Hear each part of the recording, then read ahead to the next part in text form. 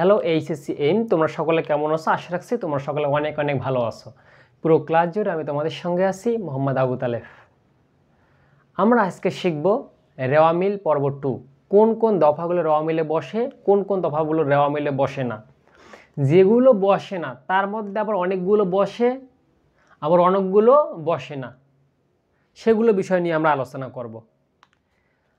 তাহলে আমরা ক্লাসটা শুরু করে দিই। আমরা প্রথমেই এখানে একটা ঘর দেখতে পাচ্ছি, রেওয়া মিলে বসে না। জাস্ট এখান থেকে আমরা খুব ডিপলি আলোচনা করার চেষ্টা করব, একটু মনোযোগ দিতে হবে।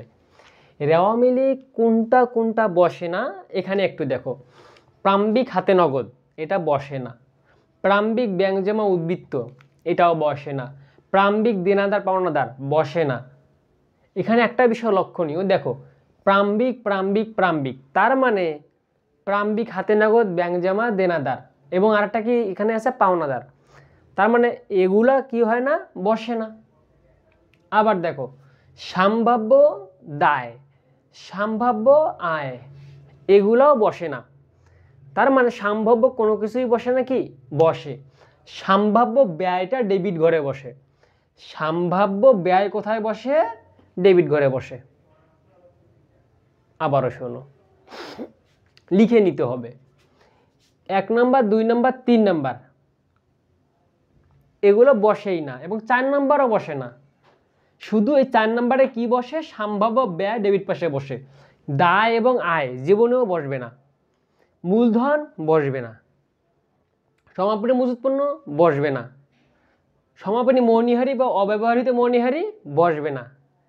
এবার আসো, তোমাকে আমি একটা নোট দেই, লিখে নাও, খুব মনোযোগ দিয়ে লিখে নাও যে প্রথম 6টা কেয়ামতের আগের দিন পর্যন্ত বসবে না। প্রথম 6টা কেয়ামতের আগের দিন পর্যন্ত রেওয়া মিলে বসবে না। কোন প্রথম 6টা? এই যে এইখান থেকে যে প্রথম 6টা আছে, এই 6টা কেয়ামতের আগের দিন পর্যন্ত রেওয়া মিলে বসবে না। তাহলে বসবে কি? জাস্ট সম্ভাব্য ব্যয়টা আমাদের রেওয়া মিলে বসবে। বুঝতে পারলা? তাহলে এই যে প্রথম 6টা আছে, এগুলা পৃথিবী উল্টাই গেলেও বসবে না, শুধু এটা ব্যতীত। ওকে, দেখো সম্ভাব্য ব্যয় ব্যতীত এটা ডেবিটে বসবে। এরপর দেখো সমাপনী মজুত পণ্য। সমাপনী মজুত পণ্য সাধারণত বসে না, এবং সমাপনী মণিহারিটাও বসে না। কখন বসবে? এবার আসো দেখাই। সমাপনী মণিহারি আমরা জানি রেওয়া মিলে বসে না, কিন্তু কখন বসবে? আমরা জানি সমাপনী মণিহারি রেওয়া মিলে বসে না, কিন্তু কখন বসবে? আসো দেখাই দিই। আমরা প্রথমে একটু দেখার চেষ্টা করি যে এখানে 7 নাম্বারটা আমরা দেখব। 7 নাম্বারটা কি ছিল বলো তো? 7 নাম্বারটা ছিল সমাপনী মজুত পণ্য। সমাপনী মজুত পণ্য কখন রেওয়া মিলে বসবে, কখন রেওয়া মিলে বসবে না, এই নিয়ে কথা হবে। ওকে, সমাপনী মজুত পণ্য আমাদের প্রারম্ভিক মজুত যোগ নিট ক্রয়, এটা সাধারণত বসবে। এটা সাধারণত বসবে, যদি কোনো কিছুই বলা না থাকে তাহলে এই সিস্টেমে বসবে। প্রারম্ভিক মজুত পণ্য বসবে, নিট ক্রয়, সব কিছু বসবে। যদি বলা থাকে সমন্বিত ক্রয়, কি বলা থাকে? সমন্বিত ক্রয়। এই সমন্বিত ক্রয় লেখাটা যদি তুমি দেখতে পাও, তাহলে অবশ্যই তোমাকে সমাপনী মজুত পণ্যটা রেওয়া মিলে বসাতে হবে। তাহলে সমাপনী মজুত পণ্য আসে কখন? যখন সমন্বিত ক্রয় থাকে। সমাপনী মজুত পণ্য আসে কখন? যখন সমাপনী মজুত পণ্য আসে কখন? যখন সমন্বিত ক্রয় থাকে। এখন সমন্বিত ক্রয় কিভাবে নির্ণয় করবো আমি একটু পরে দেখাবো। তাহলে প্রথমে এটা দেখো যে অ্যাজ ইউজুয়াল সাধারণত আমাদের এরকম হবে, মানে সমাপনী মজুত পণ্য বসবে না। যদি প্রশ্নে বলে দেয় যে সমন্বিত ক্রয় এত, বা সমন্বিত ক্রয় নির্ণয় করো, এই যে সমন্বিত ক্রয় যদি নির্ণয় করতে বলে বা সমন্বিত ক্রয় যদি রেওয়া মিলে দিয়ে দেয়, তখন সমাপনী মজুত পণ্যটা আসবে। বুঝতে পারলা? তখন সমাপনী মজুত পণ্যও বসবে, সমন্বিত ক্রয়ও বসবে।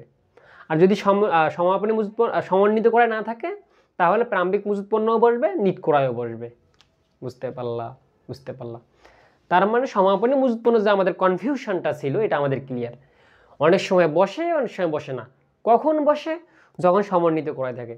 কখন বসে না? যখন সমন্বিত ক্রয়টা থাকবে না, তখন বসবে। বুঝতে পারলা? এবার আসো, এবার আলোচনা করবো 8 নম্বরটা নিয়ে। 8 নম্বরটা কি ছিল? সমাপনী মণিহারি, অব্যবহৃত মণিহারি। সমাপনী মণিহারি, আর এক নাম হলো অব্যবহৃত মণিহারি। আসো তাহলে এটা কখন বসে কখন বসে না। সাধারণত প্রাম্বিক মণিহারি যোগ মণিহারি ক্রয় এটা যোগ হয়ে বসে। প্রাম্বিক মণিহারির সাথে মণিহারি ক্রয় যোগ হয়ে বসে। প্রাম্বিক মণিহারির সাথে মণিহারি ক্রয় যোগ হয়ে রেওয়া মিলে বসে সাধারণত, যখন কোনো ঝামেলা থাকবে না। কখন বসবে না একটু দেখো, যখন এই অব্যবহৃত মণিহারির সাথে ব্যবহৃত মণিহারি থাকবে, তখনই আমাদের অব্যবহৃত মণিহারিটা রেওয়া মিলে বসবে। তাহলে অব্যবহৃত মণিহারি কখন রেওয়া মিলে বসবে? যখন ব্যবহৃত মণিহারিটা আমাদের রেওয়া মিল দেওয়া থাকবে, তখন বসবে। অনেকেই ডিরেক্ট বলে দেবে অব্যবহৃত মণিহারি কিয়ামতের আগের দিন পর্যন্ত বসে না। এটা ভুল, বসতেই পারে শর্ত সাপেক্ষে। এখানে কন্ডিশন আছে। কি কন্ডিশন? যদি ব্যবহৃত মণিহারি থাকে তাহলে আমাদের অব্যবহৃত মণিহারিটা বসবে, যদি না থাকে তখন তো ভিন্ন কথা। না থাকলে তো যে এরকম প্রাম্বিক মণিহারি যোগ মণিহারি ক্রয়, কিন্তু যদি ব্যবহৃত মণিহারি থাকে তখন অব্যবহৃত মণিহারি আমাদের বসবে। বুঝতে পারলা?